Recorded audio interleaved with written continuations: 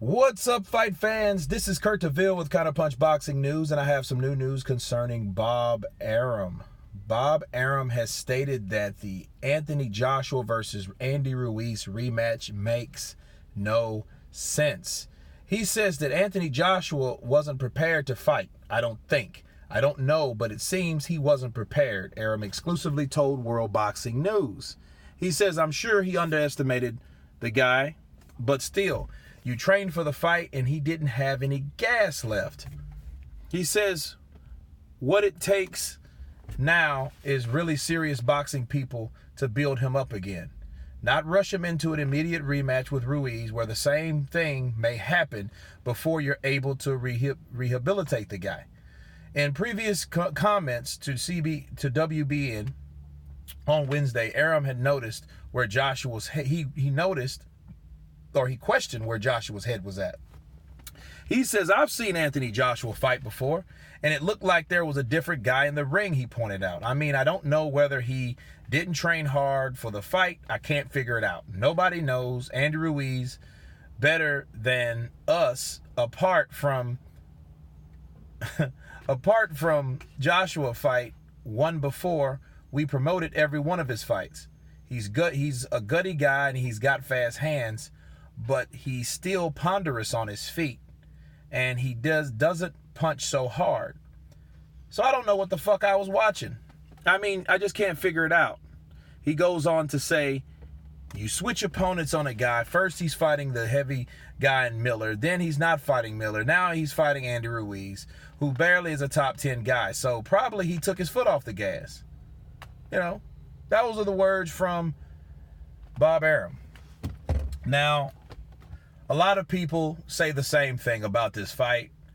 It would be different if it was like a back and forth fight. Joshua dropped him in the third, and after he got up, it was all hell broke loose. He opened a can of whip ass on Anthony Joshua, and it was like Anthony Joshua didn't have any way to respond. You know, the guy was a hell of a lot shorter than him, so it was weird for a taller guy to hold on to a shorter guy. The height had a lot to do with the awkwardness and the advantage that Andy had. You know what I'm saying? Because, you know, if Andy was taller, he could have got up under the arms of Ruiz, but it makes no sense for someone that short. You know, and he's not hella short, but he's a lot shorter than Joshua, you know, to be coming up under him, grabbing him, you know. But Bob Arum, you know, he has a point with putting the guy in rehab. You know, let him rejuvenate himself, you know, give him time. Maybe 6 months is enough, but then maybe it's not. We don't know. This is his first loss. You know, I understand the potential and the urgency, why they want that, because as long as Ruiz has the belts and let's say they prolong it another 6 months, that only puts that fight in jeopardy. You can't expect Andy Ruiz to just sit on and wait for a contract. You know what I mean? Because, I mean, it depends on what's in that contract now, you know? But based on all the other stuff that we've heard, if they're truth or if they're just a rumor, you should assume it all, okay? Everything you should assume. If he got beat up in sparring, knocked out, concussion, panic attacks, if all that happened, assume it all. Because what ends up happening in that situation when you push a guy out that suffered from a loss, the concussion part may be gone, but the mentality of Joshua is still there. Regardless of what he tells people and, you know, the interviews and stuff, he's like, no, man, no panic attacks, no concussions, no none of that, right? That's the politician answer, because that's the smart answer, business-wise. He can't say anything now and then go back on it, because he's already said nothing was wrong with me. Nothing was wrong with me.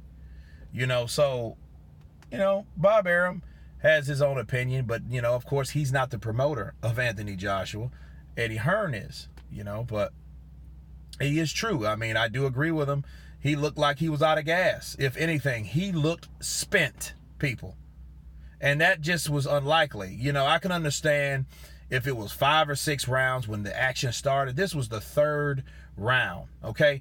It was, what, 6 minutes plus when this took place, because he dropped Andy Ruiz early in the 3rd round. And Andy came back ferociously later in that round. Well, immediately, right? And he got dropped twice. But when he got up, he looked like he was out of gas. So, yeah, I agree with Bob Arum there, you know. Now, should he go back to fight? You know, is this a fluke? Did he take his foot off the gas? You know what I'm saying? You got to admit, though, he has a point. If you're going through all these different type of fighters, how can you focus 100% on one?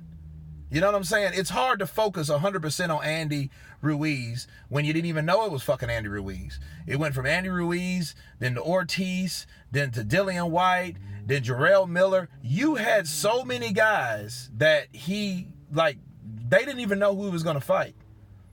So it was a big recipe for disaster, people. All that shit none of it looked good. You know, and I bet you if Eddie Hearn could take all this shit back, he would have scrapped that date. You know what I'm saying? He would have brought Pulev in or somebody to fight at Wembley on 13th, you know, instead of Madison Square Garden. But Bob Arum, you know, he's an older guy, older promoter, seen it all. And even he's saying something wasn't right about the guy. So whatever that was, let's hope in the rematch that we get the old Joshua back. See, that way, there won't be any excuses. Because people are saying there's no excuses. Eddie Hearn saying there's no excuses. And then Anthony Joshua saying there's no excuses. But outside things, outside elements, sources are telling us otherwise. You know what I mean? That no, it was more to what was going on in that ring. That's why the things went on that ring, what happened before, right? A lot of things just didn't add up, and you just can't ignore them. You can listen to the politician answer from Anthony Joshua if you want to, and Eddie Hearn will try to cover it up. They're just doing their job, people. So, you know, something was up. I believe something was up, like mentally, physically, both. You know what I'm saying? Something was wrong that night. And if it takes Bob Arum to also add and sign on to that, okay. That just adds more names to the petition. You know what I'm saying? So, anyway, you guys tell me what you think about Bob Arum's comments. Of course, please subscribe. And you guys been Counterpunch. Peace.